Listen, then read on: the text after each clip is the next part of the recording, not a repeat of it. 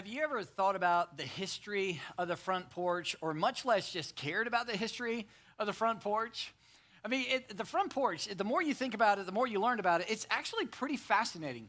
The front porch is actually very unique to the United States of America. In fact, think about it this way. As unique as pizza is to Naples, Italy, because the flatbread pizza was invented, 18th and 19th century in Naples, Italy, which, by the way, I am personally grateful for. I love this stuff. In fact, this is a picture of Mr. Gatti's Pizza. I don't know where you stand, but for me, Mr. Gatti's Pizza, I love it. And I love their ranch. I don't know what they put in that stuff. It's probably drugs, because I keep going back to it over and over. Because I love that. Now, you may hear that, and you're judging me right now, and you're like, oh my gosh, Mr. Gatti's, that's so gross. I'm like, if you're judging me first, we're in church. But second, I've digressed. So, got to move on here. My point is this. My point is, as unique as pizza is to Naples, Italy, I'm just telling you, and this is fascinating, the front porch is so unique to the United States of America. In fact, the front porch became kind of a hot thing, or the heyday of the front porch was in the late 1800s, early 1900s.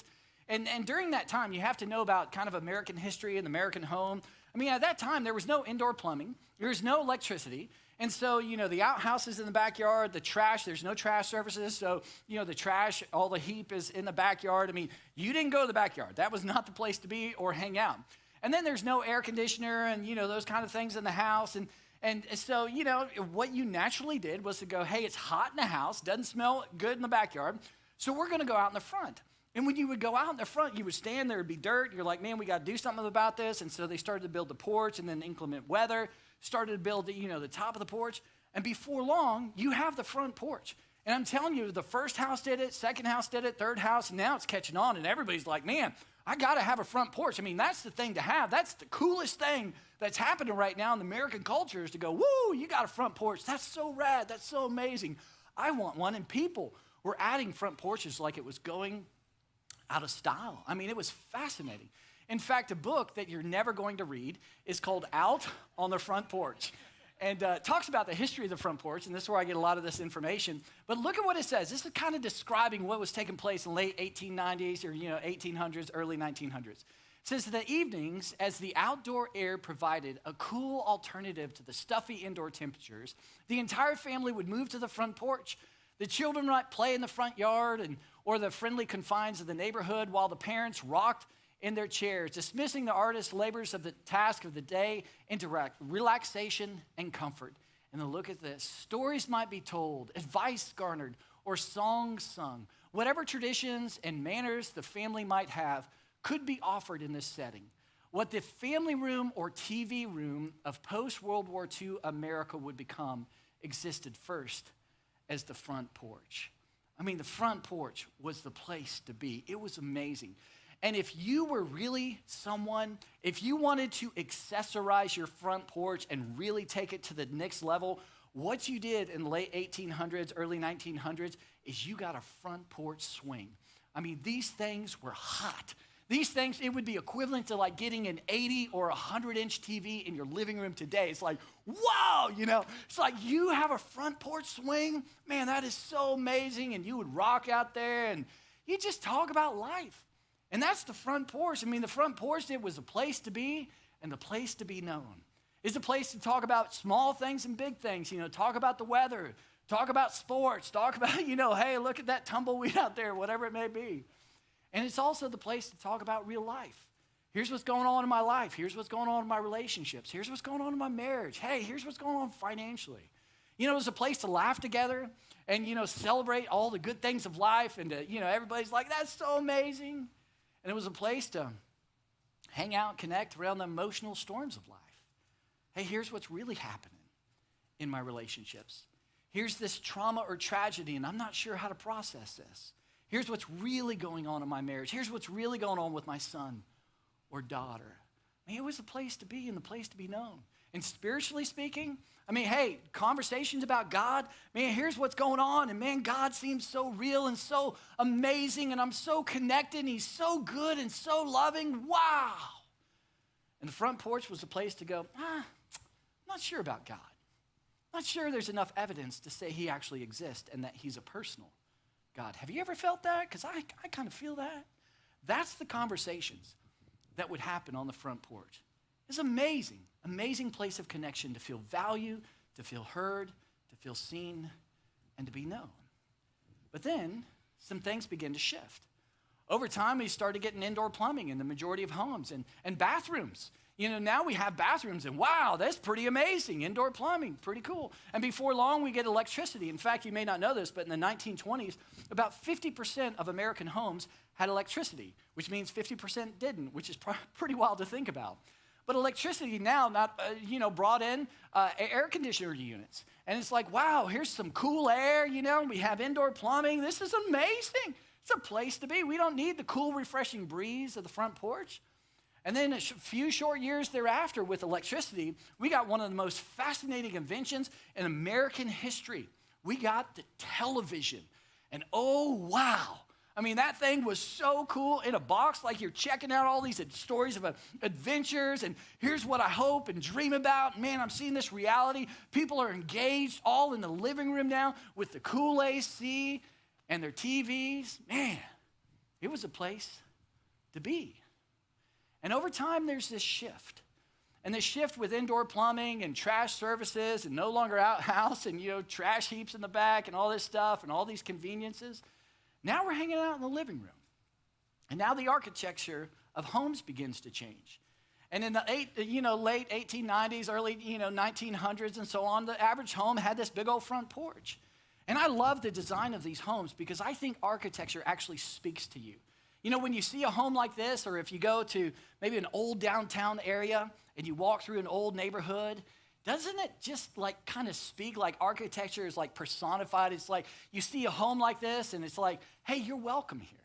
Hey, this is a place of warmth. This is a place of connection. Come on in. I'd love to hear your story. I'd love to hear what's going on in life. I mean, architecture for years just spoke. And I think architecture speaks today because the shift went from the front porch and houses built like this to more of modern homes like this. This is kind of like my house, big old garage, at the front. And now this home also speaks. Architecture does speak. This home says, hey, I'm busy. Hey, you need to stay away. Hey, I'm tired. I've been working my butt off all week, I'm just going in this little bitty entrance to get inside to my AC and my big TV and my sound systems and all that other stuff. But now there's a shift. And it goes from the front porch to the living room. And before long, with all our advancements and all the amazing prosperity we have, now it moves to the backyard. And now the backyard, man, we could get designs like this with the pool and the fire pit and the TVs out there and maybe some outdoor plumbing for showers and all that stuff. And man, if I could just get to a backyard like this, oh man, I could finally have some peace and finally relax. And once I get to the pool and hang out by my pool with all the technology, I just dream of the day I can sit there on my iPhone next to the pool.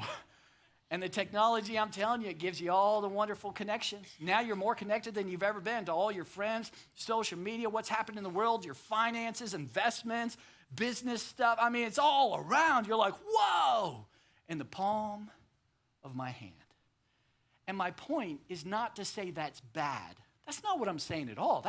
Jill and I, we talk about getting a pool all the time. We're like, man, that would be so cool, right? I'm not here to say that's bad. But I'm here to tell you, there's been a pretty big shift in the last 100 years of what we've seen in American history. And the shift has not only happened from the front porch to the living room to the back porch, but equally so, according to all the research, and I'm not trying to be dramatic here, I really am not. I just haven't come across any research that doesn't say this. But the research is saying, even though that we have more prosperity, more connection, with this move from the front porch to the back porch, today, we are equally so and more isolated and more lonely than ever before, which is wild to think about. And again, you should do the research on your own, validate what I'm saying. It's just fascinating. We have bigger homes than we've ever had. We have bigger garages than we've ever had. We have more cars, more refrigerators and freezers. We have more technology. We're more connected than we've ever been, more socially connected. But yet today, all the research is pointing to the fact that we've never been this isolated and lonely and less known as individuals and as a community. And guys, there's a lot of reasons as to why. But I think one of the predominant things that I think all of us struggle with, regardless if you're a follower of Jesus or not, I think this is just a human thing. So I think part of what's going on is this formula here. And it's this formula is fear plus hiding plus isolation equals loneliness. And think about this. This is the idea to go, you know what? Hey, I've got these fears that if I really shared who I really am, I've got these fears that if I really share what's really going on in my marriage, what's really going on at work, what's really going on with these habits behind closed doors, what's really going on with my son or daughter, what's really going on in this dating relationship, what's really happening, who I really am, there's a lot of fear that you would reject me. You would not like me. We would no longer be friends if I really shared who I am. Or maybe a core fear of yours is abandonment. Like, that's a core fear. And as a result, if I shared who I really am, if I shared some of these struggles, if I shared what I really thought about God, if I shared, I just think you may abandon me. So what do we end up doing? Well, we end up hiding. And as we hide, we feel more isolated than ever because we're not known, which leads to loneliness. I think all of us struggle with that. And when gaps of life come, because they will come, that's how life works, what do we do with all these fears and hiding? Well, we put on the mask. We begin to act. And we say things like, it's fine, no big deal. Hey, it's all good. God's good, in the church or whatever it is, right? And guys, this is my personal opinion. And you may disagree with this, which is totally fine because it's an opinion. But my personal opinion is the group of people who really wrestle with this formula here, the group of people who really struggle with this formula behind me are people who do what I do, pastors and religious leaders. And I meet with a lot of them, and I've connected with a lot of them, and I'm telling you, this is front and center. I mean, think about it. As a pastor or a religious leader, I mean, the expectation, the image that must be held up is we must be, all together all the time, 24/7, 7 days a week.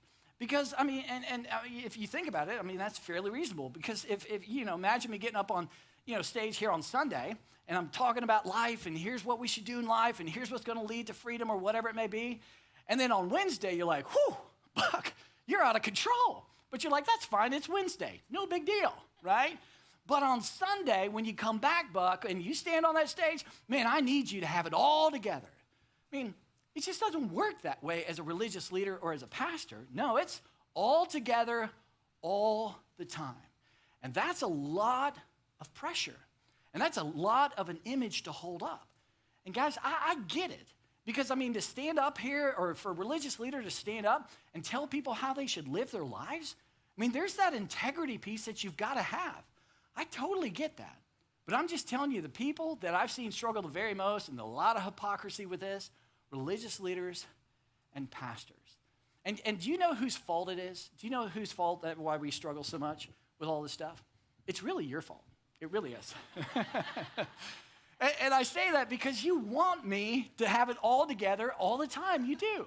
I mean, imagine this. Imagine today we're kicking off this brand new series about self-control.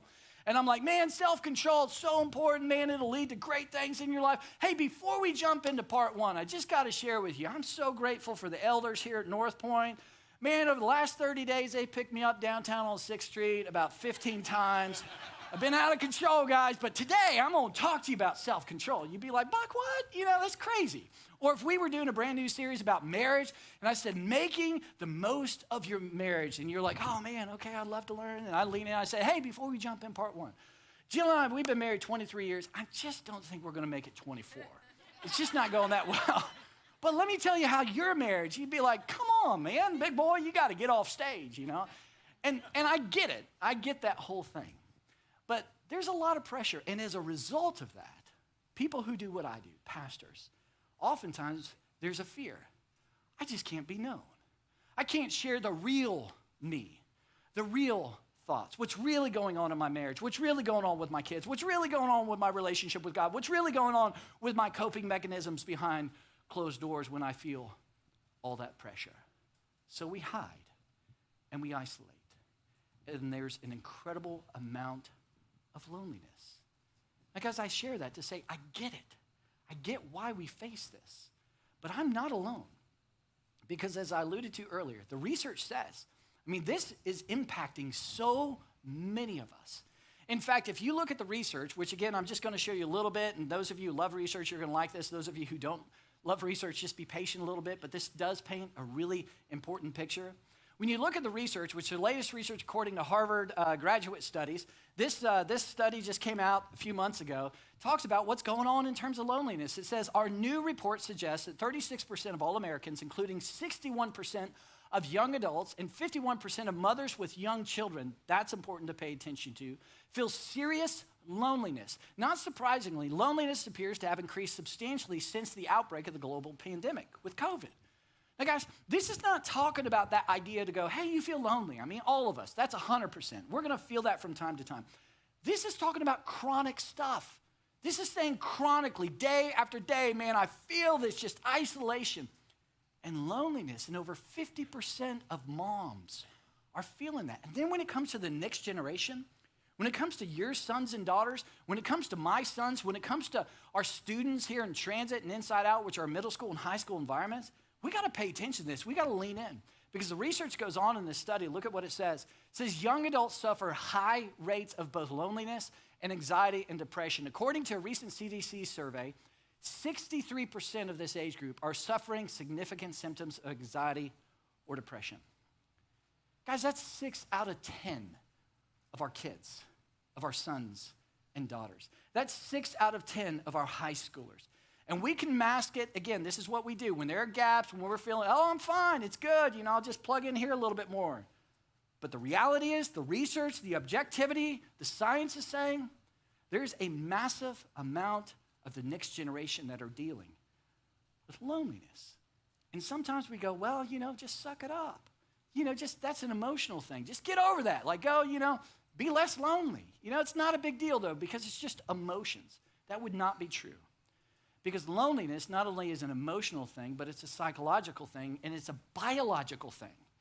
In fact, the research on this stuff is just fascinating. Again, if you geek out on research like myself, man, it's wild to see what loneliness and anxiety actually does to your physical and biological bodies.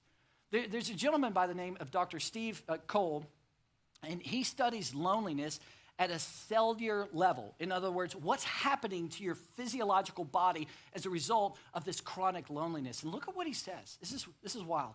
He says loneliness acts as a fertilizer for other diseases. The biology of loneliness can accelerate the buildup of plaque in arteries, help cancer cells grow and spread, and promote inflammation in the brain, leading to Alzheimer's disease. Loneliness promotes several different types of wear and tear on the body.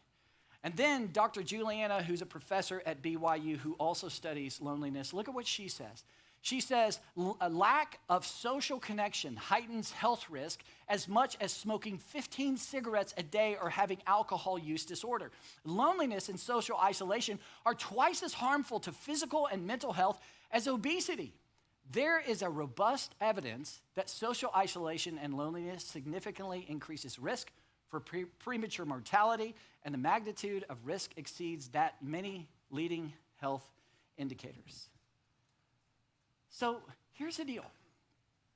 If loneliness is impacting about 40% of us chronic, if over 50% of young moms are dealing with chronic loneliness, it's over 6 out of 10 of our kids, the next generation, your sons and daughters, my sons, are dealing with loneliness. And it's not an emotional thing. It's not just like suck it up, hey, come on. It's one of those things that's actually impacting our psychology and biology and having a tremendous impact across our culture.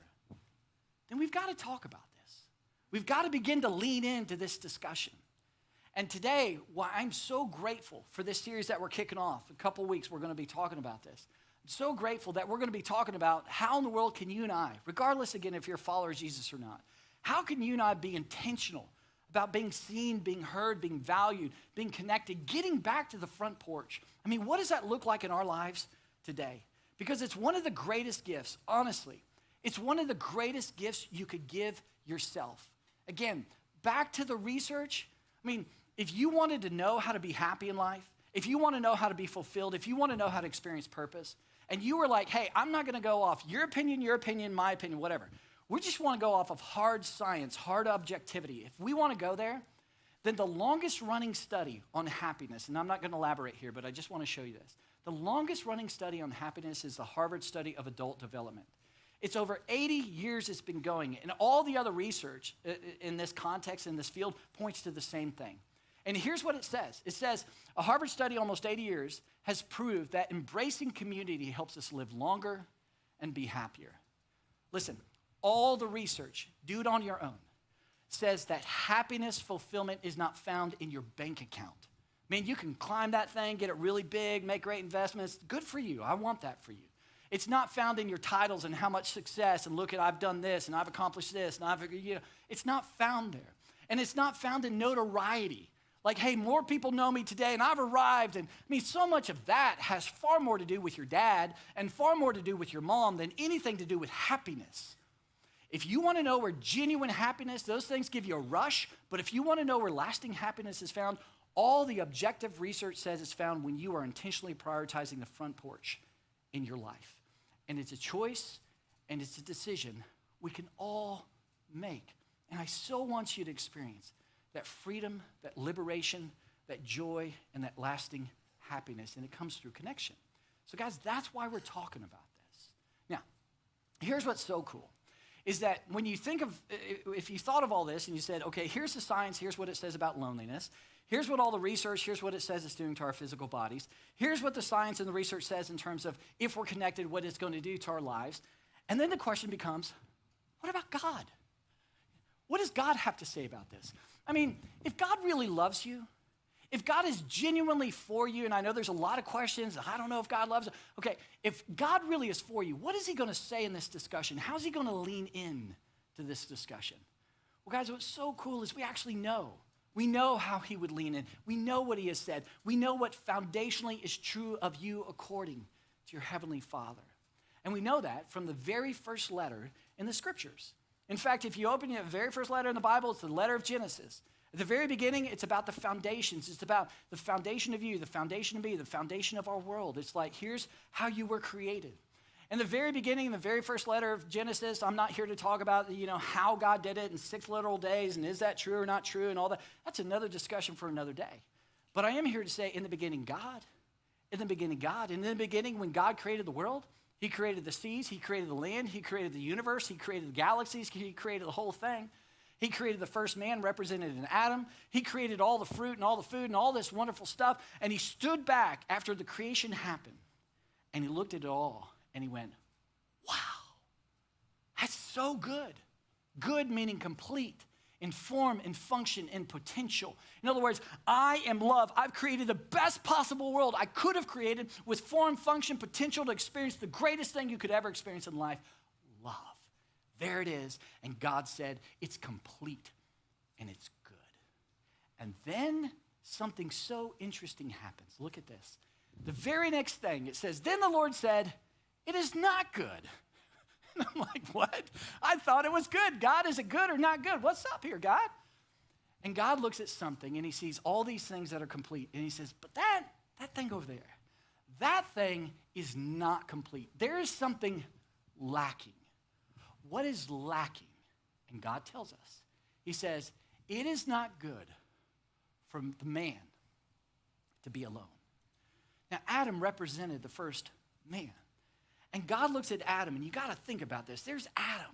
He's got everything he needs. I mean, he walks with God in the cool of the garden. I mean, Adam's got all the trees and food and fruit you can imagine. It's amazing. God gave Adam a responsibility which is called work. One of the things perhaps we've lost sight of is that when God gave us work, and this is a discussion for another day, but an important point, when God gave us work, there's such purpose and meaning in it. I mean, we want to run from it, but God created work with such purpose and meaning, and he gave that to Adam, and Adam's got this purpose, this meaning, this responsibility, and then he's got all the needs around him, and God looks at that, and he says, but there's something not good. There's something not complete. What is it? Adam, you are alone. I didn't design you that way. I didn't create you to be the Lone Ranger with a Marlboro cigarette in your mouth. It's not what you're designed to be. Don't believe that myth. You're designed to be seen. You're designed to be heard. You're designed to be valued. You're designed to be in connection. That's where you're going to find maximum freedom in life. I mean, something you may not have heard is this idea that God created you. He created and designed you. And maximum freedom in life, hear me well here, maximum freedom in life is not found outside of that design. Maximum freedom in life to experience fulfilling things in life is found when we step into the design of God and trust him. And he says, you are designed to be connected. That's where maximum freedom in life is going to be found. And that's what we're looking for. Now, here's the thing I love about Christianity, love about God, love about the Bible, is that when you look at science and you look at all the research and you look at all these incredible thinkers, we're so many great thinkers, and they discover things or reveal things, or here's a new study, here's new research. The study doesn't go against God. The study actually affirms the teachings of our Heavenly Father, which I love to see over and over.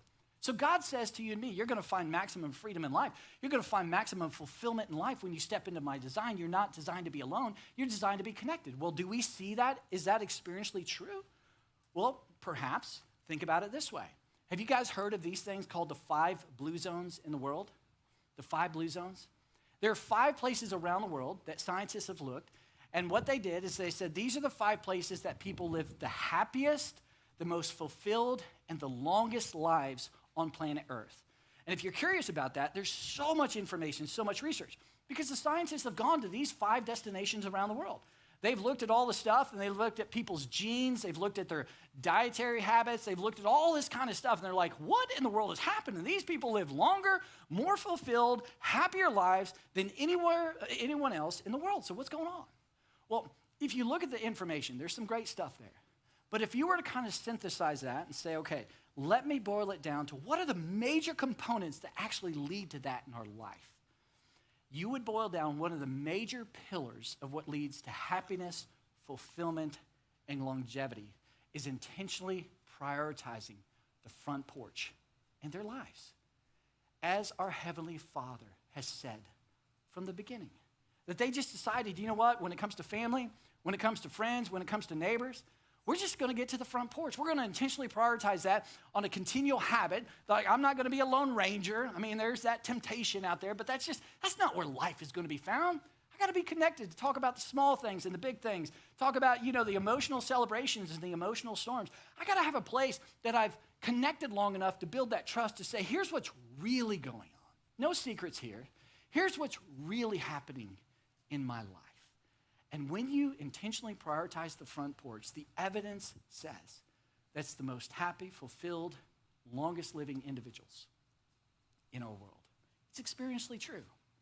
And guys, I would also say in my personal life, it's experientially true. I mean, as I think about my life, I've been on the back porch and the front porch. I've been isolated and lonely and kind of going, hey, I'm going to get away with some stuff. And I've been on the front porch to where I'm known. I mean, if you knew me 10 years ago, and we were hanging out, you would look at my life, and on the surface, it looked good. Jill and I have been married, and you're like, your marriage looks pretty good. You guys look happy together. You call her your beautiful wife and call her sexy and all this stuff. And you looked at me as a parent. All my kids at that time were about, 9 years. All 5 of my boys were 9 years old and younger. And you would look at me as a father, and you were like, yeah, things seem to be good. I mean, they're UFC night every night. You're wrestling with them. It seems to be good. I mean, Buck, you seem like a good dad.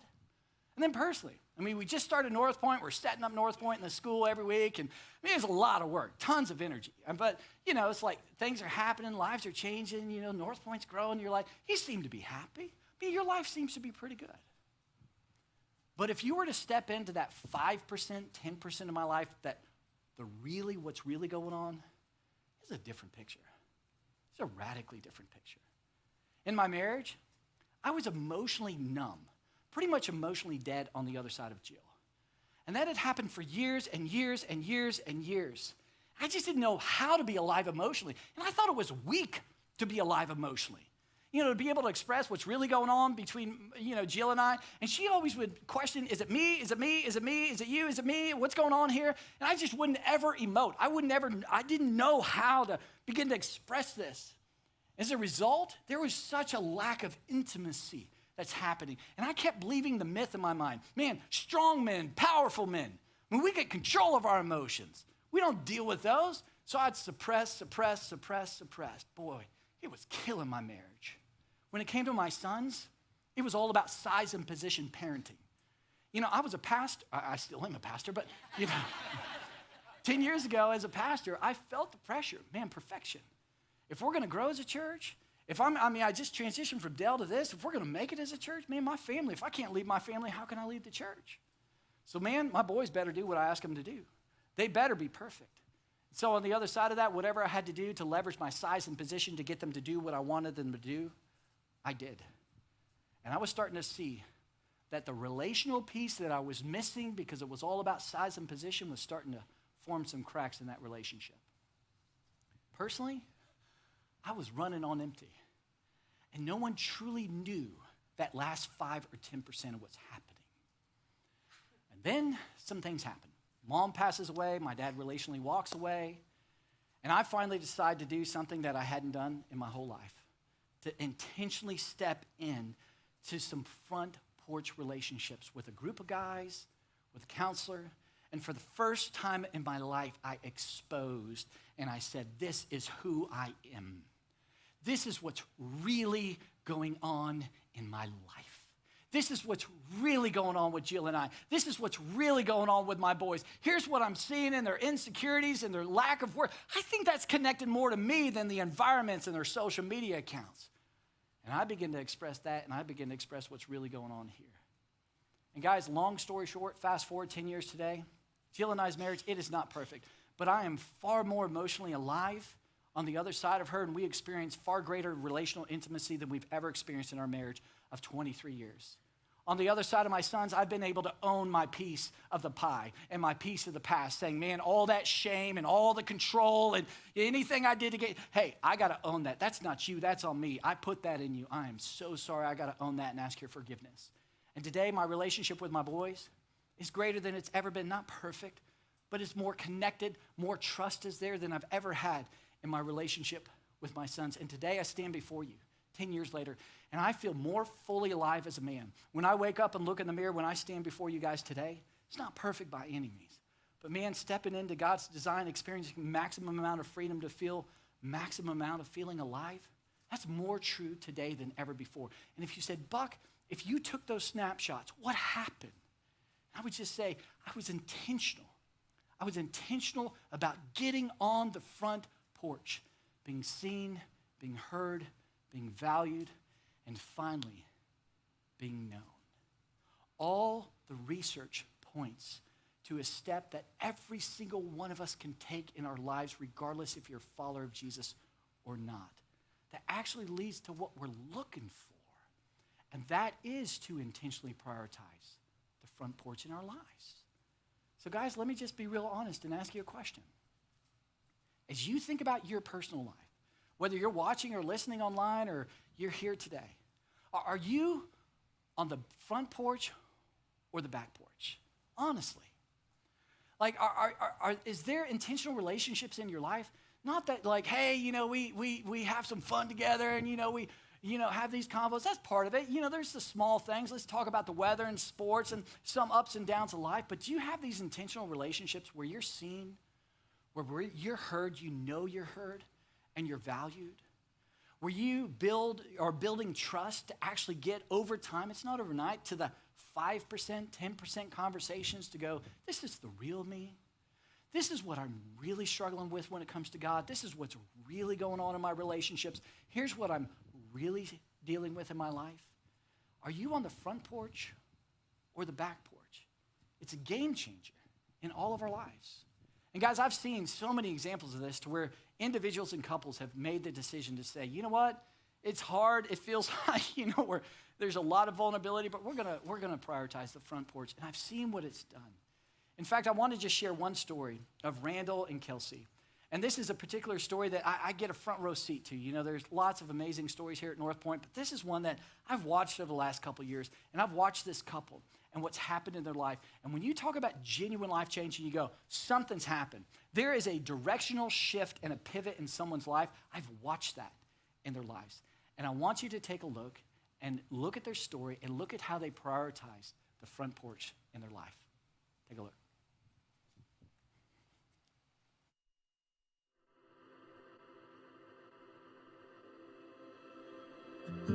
So we met at a dance hall. We both went to A&M, and he asked me to dance. I noticed her.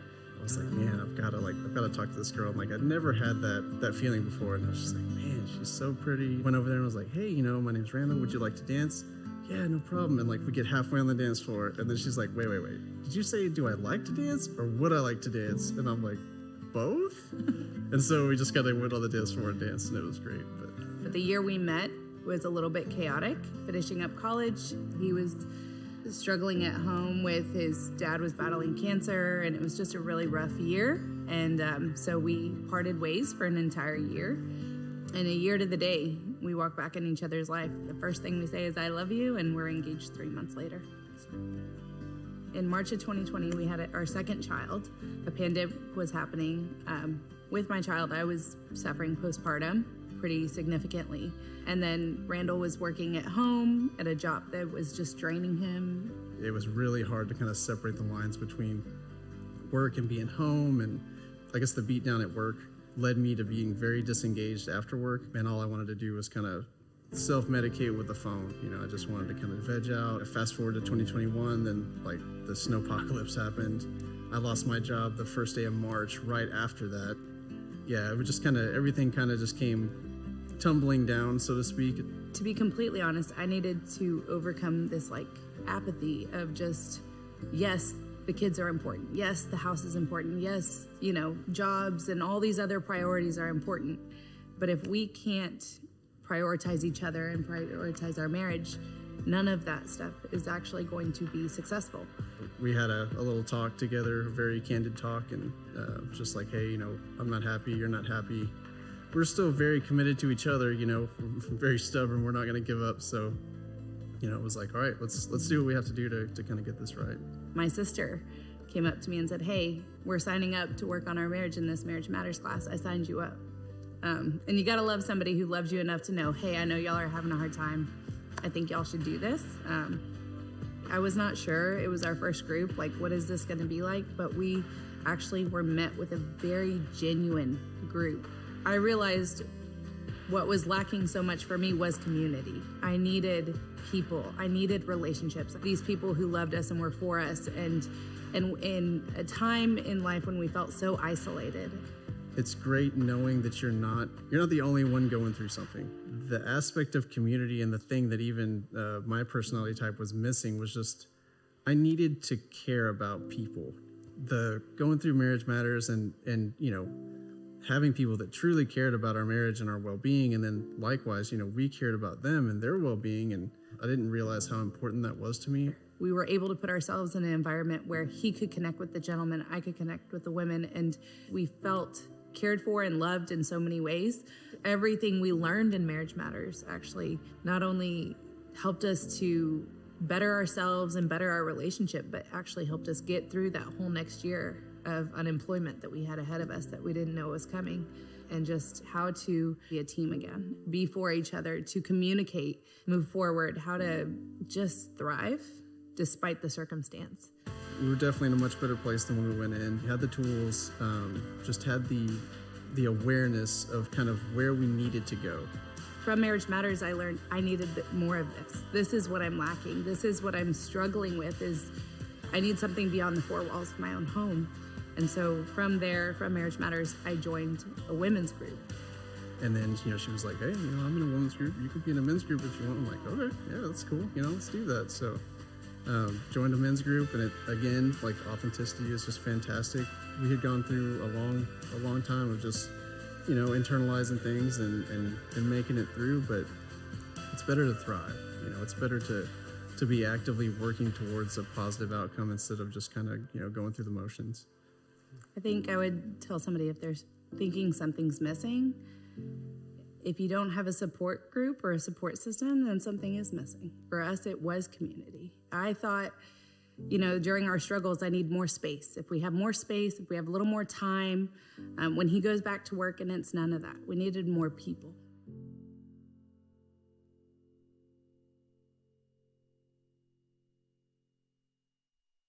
She says, I thought we needed more space. I just needed that backyard experience. But what she needed and what they needed was to get to the front porch. And guys, I know a lot of times we think to ourselves, man, I don't have the time. I'm so exhausted. I don't have the energy. Man, I've been working all day. But here's what you need to know.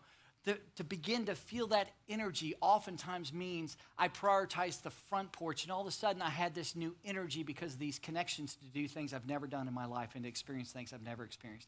I want you so badly to experience those in your life. And so today, here's what we're going to do. We're going to wrap up our time. I want to give you an opportunity to get to the front porch. We as a church know how important that is. And so we've created all kinds of different groups and connection opportunities to get to the front porch, to connect, to be valued, to be seen, to be heard, to be known. And so what I'm going to ask you guys to do is to pull out your phones really quickly. On the back of your seats, there are QR codes. And I want you to pull out your phone. I want you to scan the QR code. And that QR code is actually going to pull up a form, and I'm going to walk you through that. If you don't know about QR codes or you're like, oh, that's weird, there's actually a website, mpaustin.com/front porch. I'd love you to pull out your phone, go there, and I'm going to walk you through this form and give you an opportunity to take an intentional step to get on the front porch. So I'll give you about 30 seconds to pull out your phone, scan the QR code, and I'll walk you through what's next.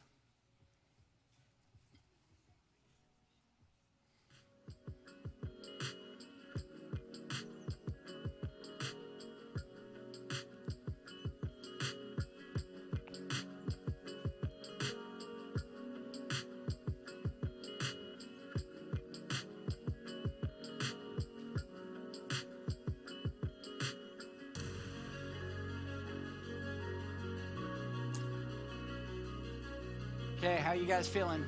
Feeling good with technology? Got it all scanned up, pulled up? Okay, so here we go. Let's jump in. I'll kind of walk you through. Takes just a couple seconds here.